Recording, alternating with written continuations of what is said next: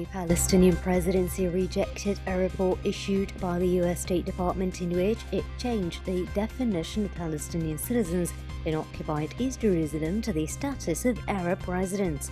Presidential spokesperson Nabil Abu Rudaina strongly denounced tampering with the rules of international law and the decisions of international legitimacy, which have all affirmed that East Jerusalem is an integral part of the Palestinian territory occupied in 1967. The majority of Palestinians in Jerusalem hold a residency permit, but they do not have citizenship.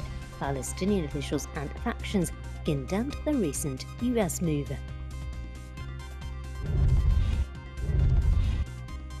Iran's security forces have been ordered to empty the streets of its cities in the next 24 hours in a drive to fight the spread of the new coronavirus. A newly formed commission will be charged with overseeing the emptying of shops, streets and roads as part of a nationwide decision to be implemented within the next 24 hours. Iran announced on Friday that the new coronavirus has claimed another 85 lives, the highest single-day death toll in one of the world's worst affected countries.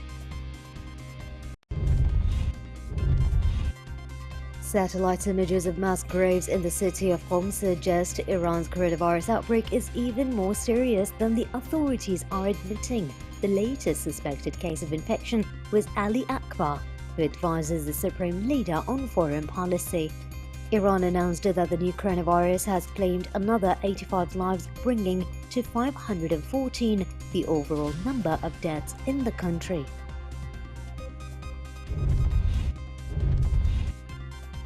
German Chancellor Angela Merkel urged the head of the National Accord government, Fayez Sarraj, to quickly sign a ceasefire agreement hours after the United Nations announced that its Secretary-General Antonio Guterres had appointed US diplomat Stephanie Williams as acting special representative and head of the UN mission in Libya.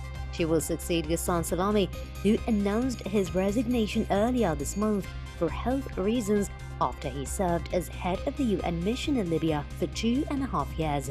The phone call came days after Khalifa Haftar, military commander of the National Army, visited Merkel for talks in Berlin.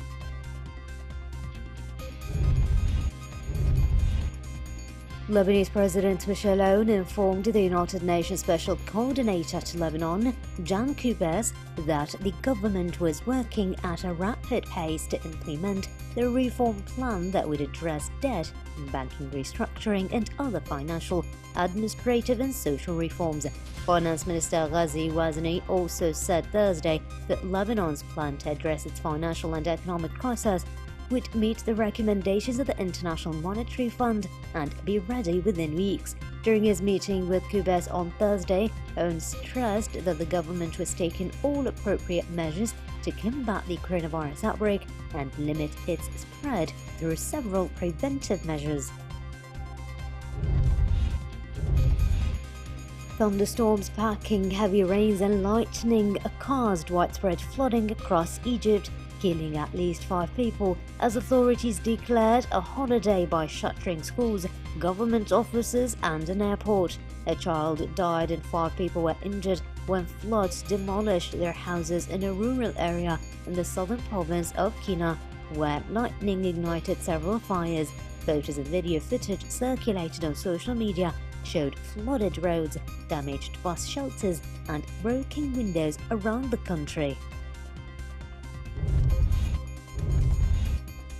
After touring 7 Arab states to press his country's case in the dispute with Ethiopia over the Nile Dam, Egyptian Foreign Minister Sameh Shoukry visited Brussels and Paris, asking European Union officials to push Ethiopia on signing an agreement with Cairo on the filling and operation of the dam.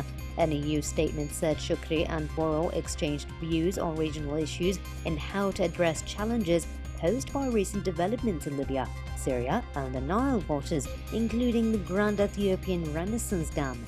Before his stop in Europe, Shoukry was on an Arab tour that took him to Jordan, Iraq, the United Arab Emirates, the Kingdom of Saudi Arabia, the State of Kuwait, the Kingdom of Bahrain and the Sultanate of Oman. The Yemeni government announced that it has suspended its membership in the Hudaydah Redeployment Coordination Committee, holding Houthi rebels responsible for the move. Yemeni Prime Minister Ma'in Abdul Malik has warned that the militia's recent military escalation and recurrent breaches of the UN-sponsored ceasefire in Hudaydah will thwart the Stockholm Agreement. During a phone conversation he held on Thursday with the head of the government team engaged in the Redeployment Coordination Committee, Major General Mohammed Aida, the Prime Minister said, "Such violations clearly demonstrate that militia leaders have never seriously sought to achieve peace." Israeli Prime Minister Benjamin Netanyahu ordered most schools in the country closed as a precaution against coronavirus and called for the formation of an emergency national unity government. He made the offer in a nationally televised address, telling the nation that the virus does not differentiate between Jews and non-Jews or between the political left and right. Israel has imposed a number of tough restrictions to slow the spread of the virus, placing tens of thousands of people into protective home quarantine, ordering all Israelis who return from overseas into quarantine, and barring almost all tourists from entering the country.